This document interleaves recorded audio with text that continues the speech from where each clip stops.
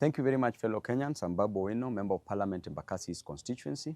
I want to take this opportunity to thank Kenyans for the great support that you gave me during this challenging moment. I was arrested on Tuesday, the 18th day of July, 2023 at Jomo Kenyatta International Airport around 9 p.m., handcuffed, blindfolded, and thrown in a boot of a Subaru car, driven in the middle of nowhere, put in a solitary confinement. For 3 days, I went without food. No, I wasn't given food, no access to my family, no access to my lawyers, to my legal representation. I did not take bath, I did not take water, and that was a very inhuman treatment accorded to me. If a member of parliament can be treated in a very harsh way, what is happening to normal Kenyans? I want to take this opportunity to condemn such acts. The only mistake I made was to fight for Kenyans. And as a leader, an elected member of parliament, I'm a voice of the voiceless. I'm a messenger. You can kill the messenger, but you will never kill the message. You can harass the messenger, but you will never destroy the message that is delivered. And if fighting for Kenyans is what will cost me my life, so be it. I'm an elected member of parliament whose role is to fight for Kenyans, is to fight for the downtrodden, is to fight for the people who are languishing in abject poverty, is to ensure that I deliver the best to them. And that is what I've been doing. Since I was a student leader, I was fighting for the interest of Kenyans, and I will continue fighting for the interest of Kenyans. I will never be gagged. And in fact, what you're doing to me and what you're doing to other leaders will just catalyze this reaction. We will do it even better. We will ensure that we will never be intimidated, we will never be cowed. As you can see, there are very harsh conditions in this life. Life is unbearable. The cost of living must come down. The price of fuel must come down. The price of hunger must come down. The price of other commodities must come down. A good leader is one who ensures that his people do not suffer. Subjecting people to these harsh conditions, to suffering, means that you are fighting for a personal interest. This government rode on the back of the hustlers, the same hustlers of whom they are destroying on a daily basis. They are killing them, unleashing policemen to kill them, to maim them, to cause injuries on them, and that is not fair at all. On a daily basis, you blame Raila to be the cause of the deaths of the people. Raila did not give instructions to the police to use brute force, to use the extrajudicial means to gag people from fighting for their inherent and inalienable interest, not only spiritedly but also religiously. Never blame Raila on this, because Raila is not in government. Raila did not take the price of hunger to the ceiling. Raila has not raised the cost of living. You as President Ruto, you as Rigathi Gachagua, what you are doing to the people is to deny them their fundamental human rights. In addition to that, you are killing them.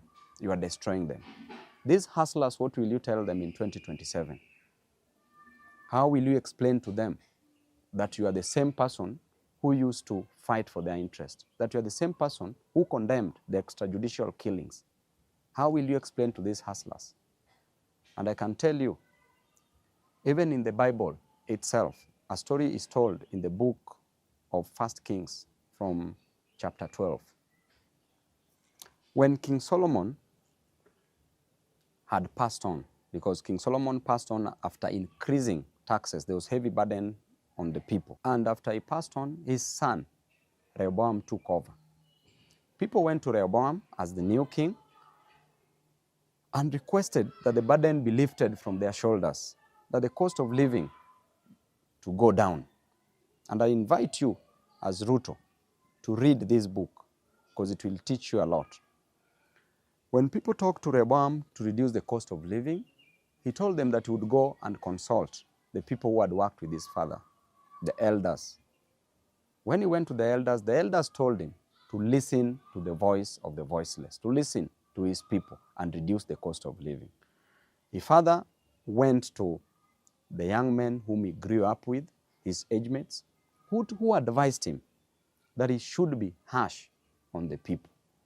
He went back to the people, told the people that I have a solution for the heavy burdens on your shoulder, and the solution is simple. That number one, my little finger is thicker than my father's waist. That is what Rehoboam told the people. Number two, he said, if my father used whips on you, I will unleash scorpions on you. The third thing that Rehoboam told the people is that if there is heavy burden on you, I will make it heavier.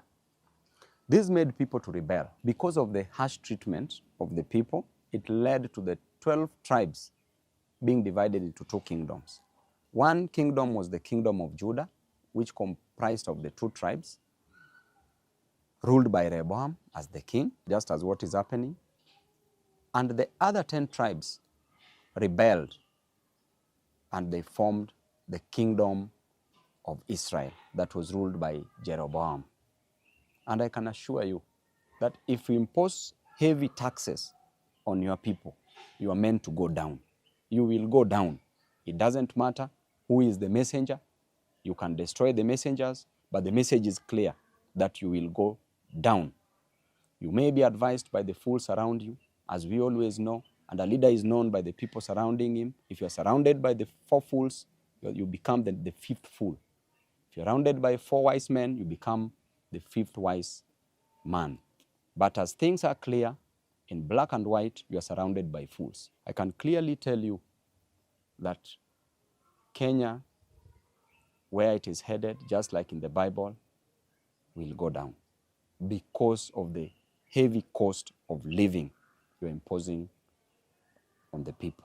Because of the high cost of living, because people lack a lot in life, you are rushing to build for people houses. People don't need houses. People just need food.